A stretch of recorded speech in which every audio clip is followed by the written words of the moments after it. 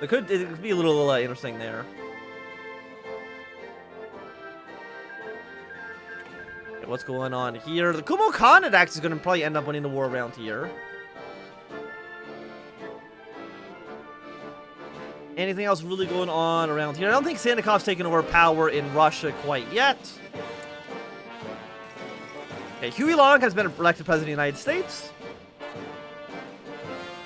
That does guarantee a four-way civil war, but hopefully the American First Party and the American Union State will be a little bit more powerful, fingers crossed.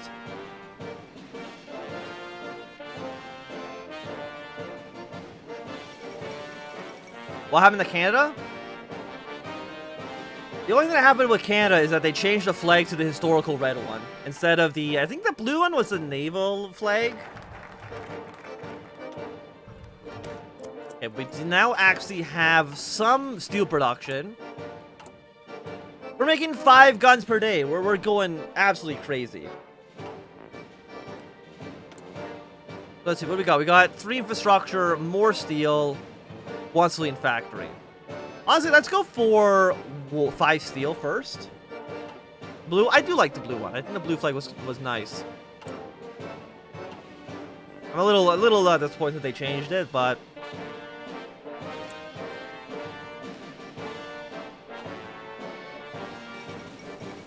okay, the Republicans have won in Brazil. The Nationalist marches continue.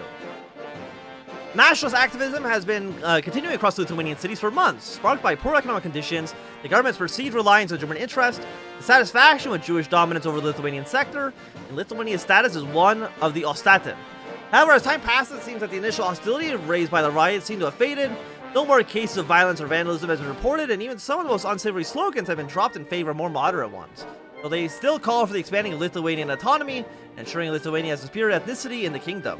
Any and all these ideas that are acting against the LTS have been dropped for now.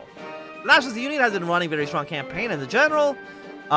Despite his advanced age, Antanas Smetona has been campaigning everywhere, from Palgona to Vilnius, and so have all of his underlings, each of them offering alternative syndicalism and Christian conservatism alike, strong national rule, free from the shackles of foreigners, a chance for Lithuania to carve its own fate. The first time since the foundation, the Nationalist Union may provide a challenge to the established parties in the election.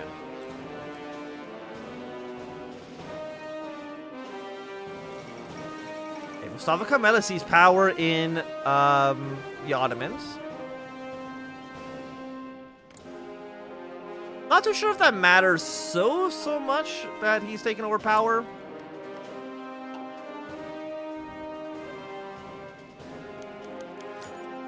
Viktor Alter, a new leader of the Bundas. Akira Kremer, the long leader of the Jewish community in Lithuania and rifle bearer of the father of the Bund, has passed. His contributions to the Bundas movement and the left-wing movement in the Russian Empire in general cannot be understated, and neither can his efforts to re-establish the General Labor Bund in Vilnius after the end of the Weltkrieg. At the end of his life, he has seen the Bundas achieve the apogee of the power of Lithuania thanks to Black Monday, and could give away the reins of the organization in peace. His successor is Viktor Alter, a young Jewish labor activist and leader of the left wing of the Bundas. Viktor Alter immediately took the Bundas in a new direction, while his predecessor was weary of involvement of Jewish community in politics and instead opted to just interest politics most beneficial to their members. Alter is a strong supporter of the Social Democratic Party and an opponent to the growing current of anti-Semitic nationalism. This has culminated in the official agreement between the LSDP and the Bundas. The Bundas has offered its funds to the Social Democratic campaign and has agreed to a coalition ticket. No Jewish labor activists shall stand under the Social Democratic banner in their constituencies, and all Lithuanian Jews are encouraged to support this joint ticket in the next election. Though the right wing has begun crying out about this Jewish syndicalist infiltration of the LSDP, they can only concede that the leader of the Social Democrats, Zempas Kiris, has made another successful move. Being the last Sultan and Caliph for the people? Wasn't the Caliph also the Sultan? Not too sure, actually. I think so.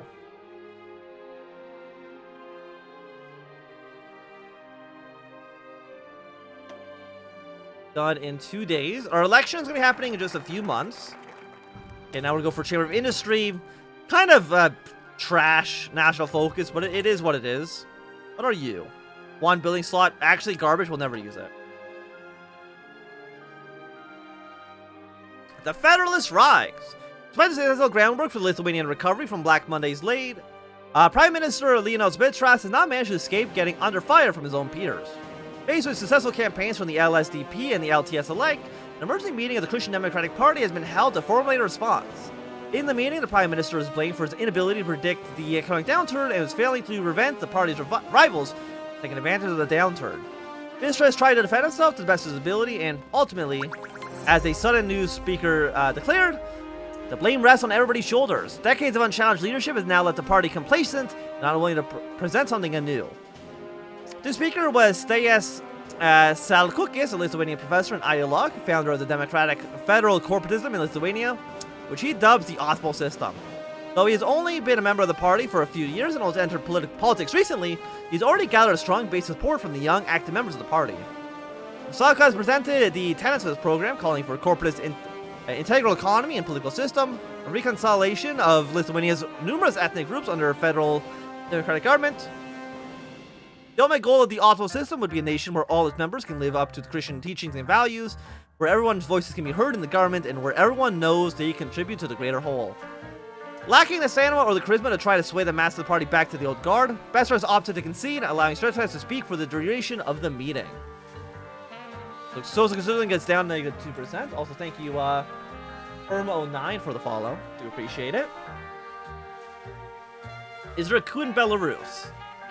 I don't believe so. Right? No, they are still social democratic. There might be a coup, but I don't know when that would happen.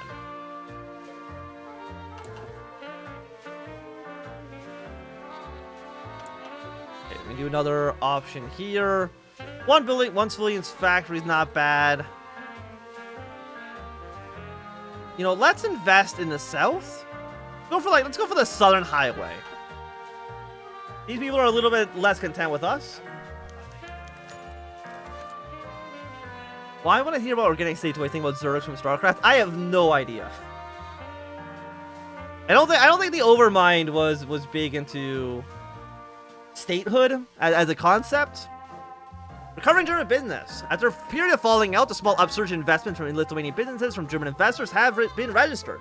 Soon enough, the Samiats have received a petition from several other companies requesting a second chance. They promise that if they are provided with the grants, loans, and preferential status in the Lithuanian market, they promise to maintain operations in Lithuanian territory and provide employment to their citizens, helping us to recover from Black Monday. Okay, thank you for the plus 20 political power.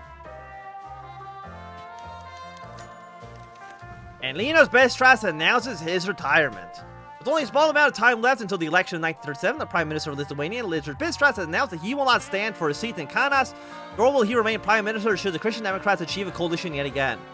The politician decided that he does not believe that clinging on to policy will do any good for him or for his country. Now, a new generation of faithful Christians will succeed him as the flag bearers of the Christian Democratic Party, tactfully alluding to the growing federalist wing of the LKPD. It remains to be seen whether history will judge him as an inept optimist who brought Lithuania into economic recession, or a calm, silent leader who did the best he could to alleviate the kingdom's troubles. For now, however, the independent election of 1937 will decide who shall succeed him.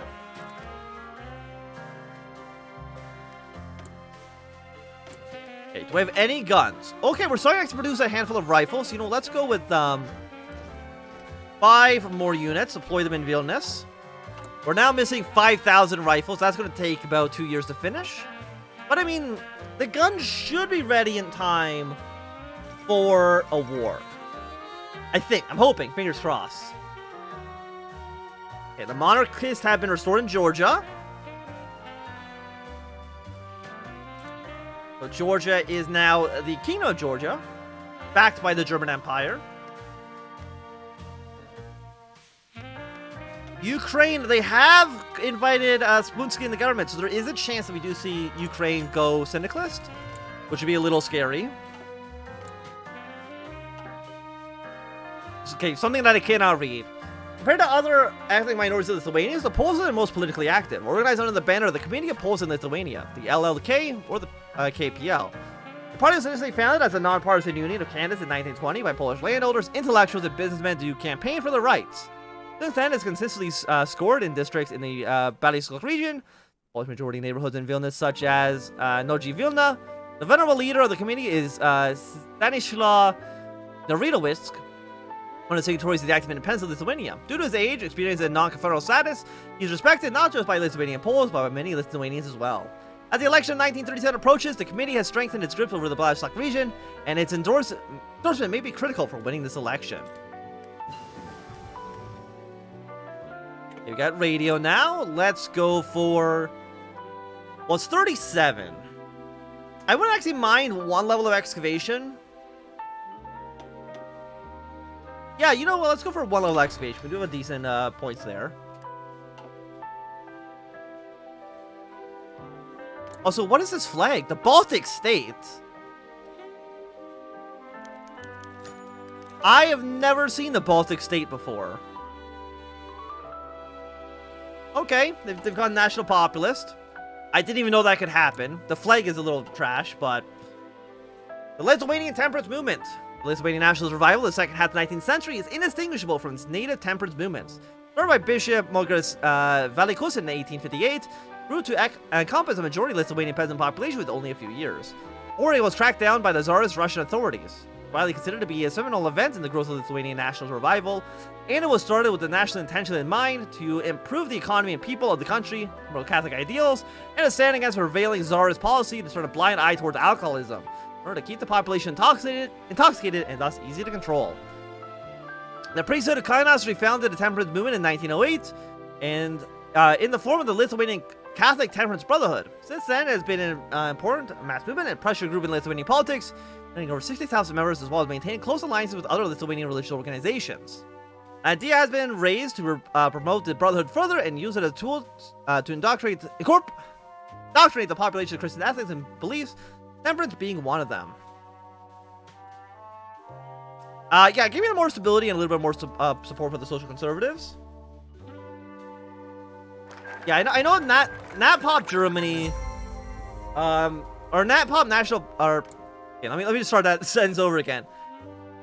NatPop Baltic State can conquer Germany if it falls, but it's how do you do that? Like, it seems so impossible to me, without probably cheesing it in some major way. Okay, by the way, Belgium is now syndicalist, and they are now in the Internationale. Very, very cool. We love to see it. We don't. We hate it. We hate it a lot. Okay, the Polish dilemma.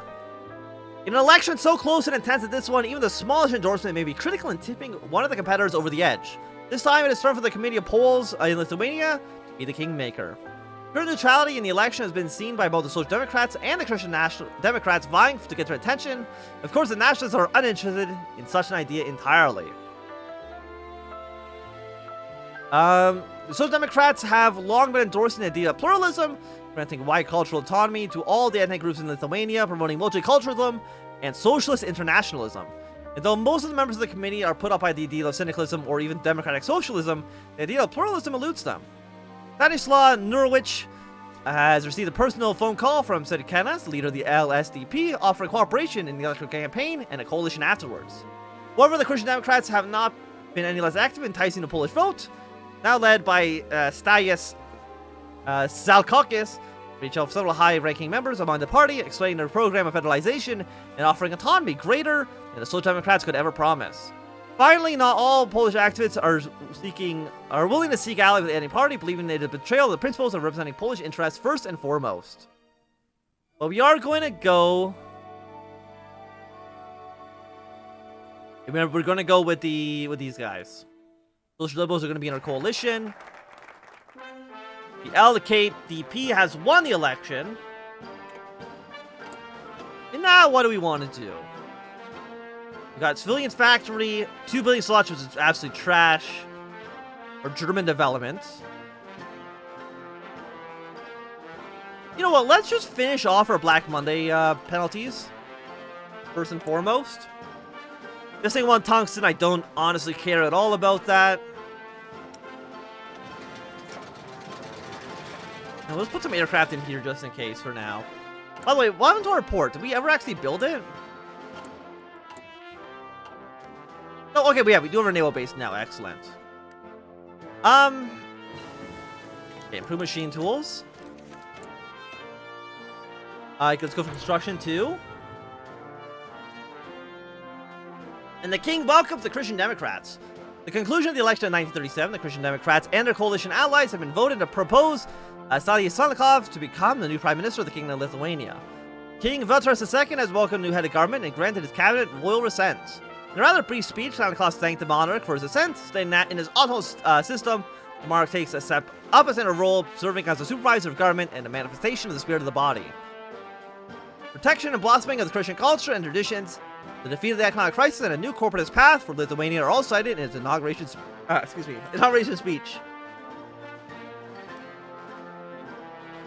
mean, Salnikov hasn't taken over quite yet. I think, is it like March or April 37? Something around there. I think like most Kaiserreich events really gets kind of the ball rolling in 37. 36 is just a lot of setup.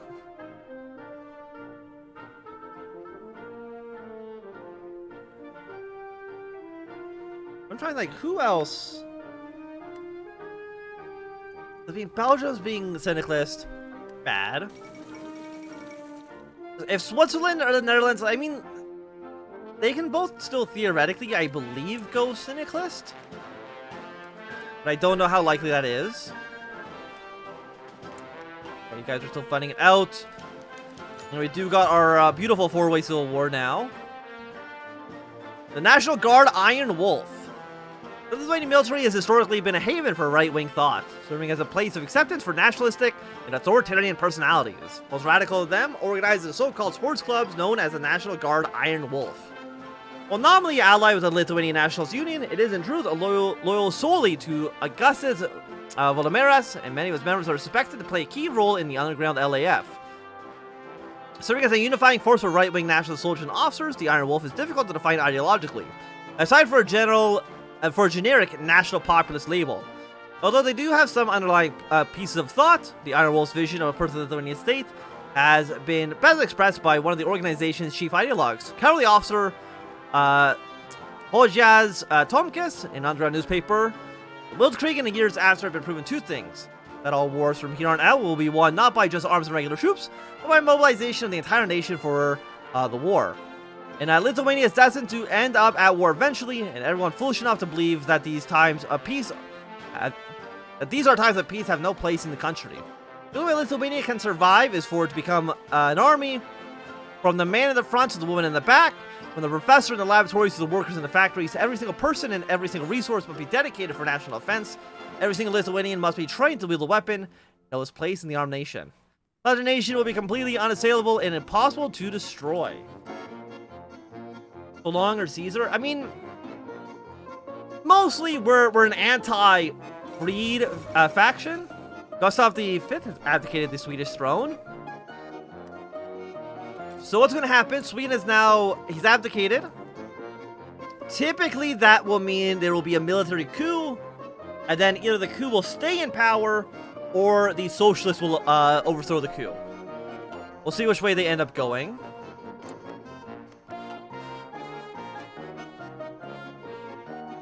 So I think a military coup is inevitable. I think it always happens. It's just that the follow-up can change things. Yeah, let's go for more civilian factories.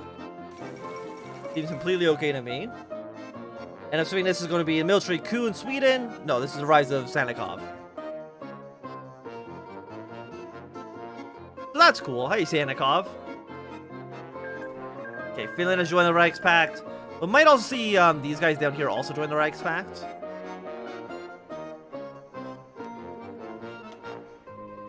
Okay, so we do got the Swedish Commune. But is there going to be a coup? Or we already bypassed the coup section? Not too sure. But now Sweden has gone, they're now radical socialist. Norway is social democratic. We'll probably see them join the Entente. Yeah, the coup does happen if you remove the king. Okay, Second American Civil War has begun. But that coup can be counter-couped by the socialists. And I believe the socialists are now in power, I think permanently. Okay, the LAF changed its tactics. The people of Lithuania have been experiencing nothing more than an utter reign of terror as the LAF have begun a new wave of terror attacks in the cities and towns across the nation. While you've long questioned how and where they are getting their supplies and weapons, our intelligence have indicated it appears that Russia is supplying them. While our intelligence has revealed the LAF are not strong enough to topple a regime through a civil war, it's evident that the LAF is content with simply hampering the government and its reforms.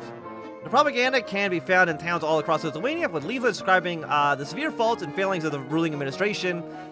If they have generally chosen violence to convey their message, then we may have to return to just as much violence to end their insurrection once and forever. Okay, the LAF insurgency.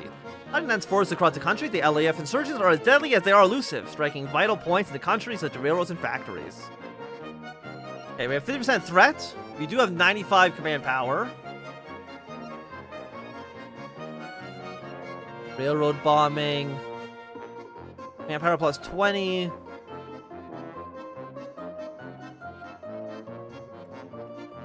Leave the countryside, eradicate nationalist support. Political power gain, I don't care about that much. Or we just spend a lot of points getting this stuff going. I don't think we need to get the Police Act in here. That seems like it's going to be a destabilizing factor.